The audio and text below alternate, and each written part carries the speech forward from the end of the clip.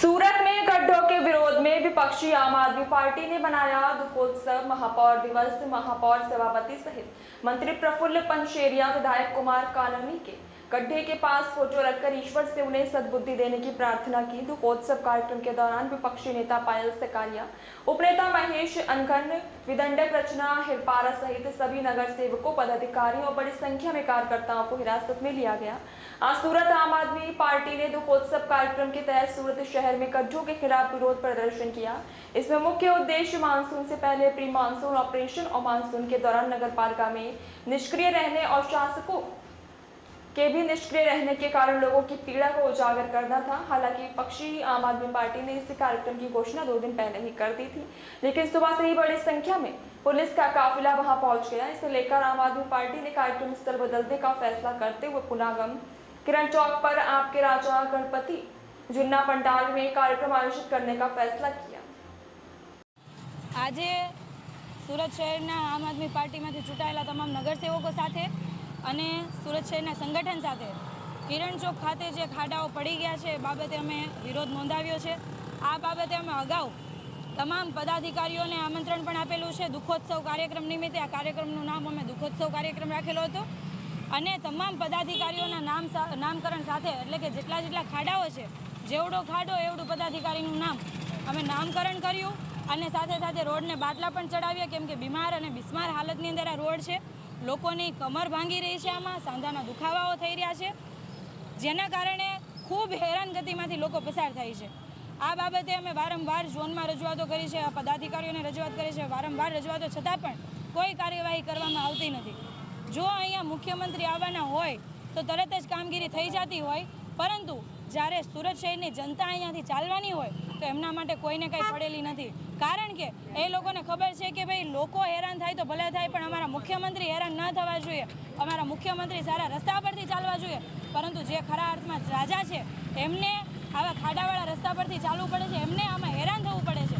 ખરેખર આ જે રાજનીતિ છે આ લોકોએ બધાય ભેગા મળીને બગાડી નાખી છે। કારણ કે જે પ્રમાણે એક મિનિટ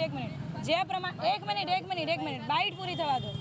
જે પ્રમાણે કામગીરી કરવી જોઈએ એ પ્રમાણે કામગીરી કરતા નથી। અમે ખાડાના વિરોધમાં છીએ કે નહીં? અમારે ખાડા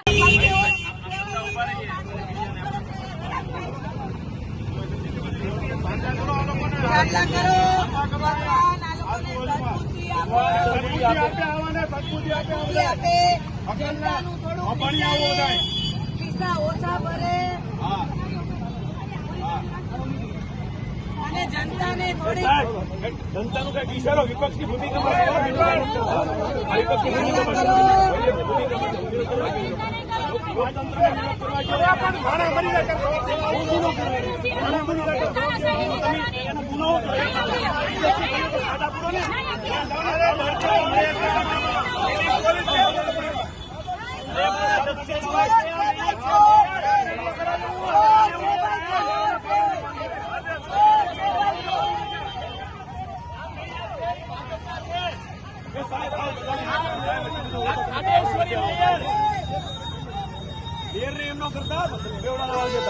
અમારા છે।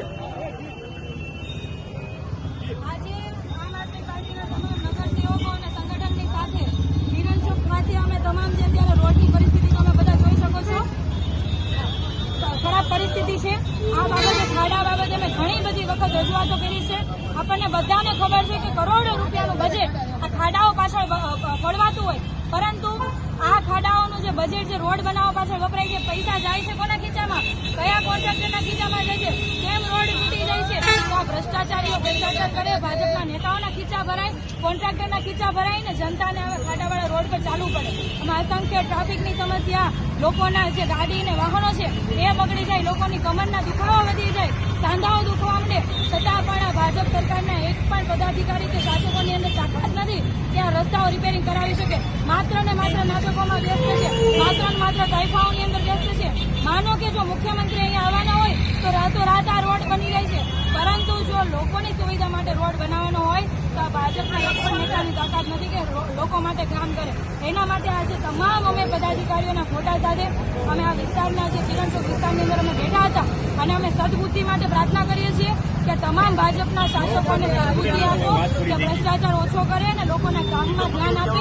સાથે સાથે અમે રોડને પણ બાટલા ચડાવ્યા, કેમ કે બીમાર હાલતમાં રોડ હોય એને સાજો કરવા માટે અમારે બાટલા તો ચડાવવા પડે. સાથે સાથે અમે પૂજા પણ કરી કે આ જે ભાજપી શાસકોની જે કાળી નજર છે, ભ્રષ્ટાચારીઓની કાળી નજર છે, એના કારણે આ રસ્તાઓ ખરાબ છે, તાત્કાલિક ધોરણે રિપેર થાય. એના માટે આજે આમ આદમી પાર્ટીના સંગઠન દ્વારા આ કાર્યક્રમનું આયોજન કરવામાં આવ્યું.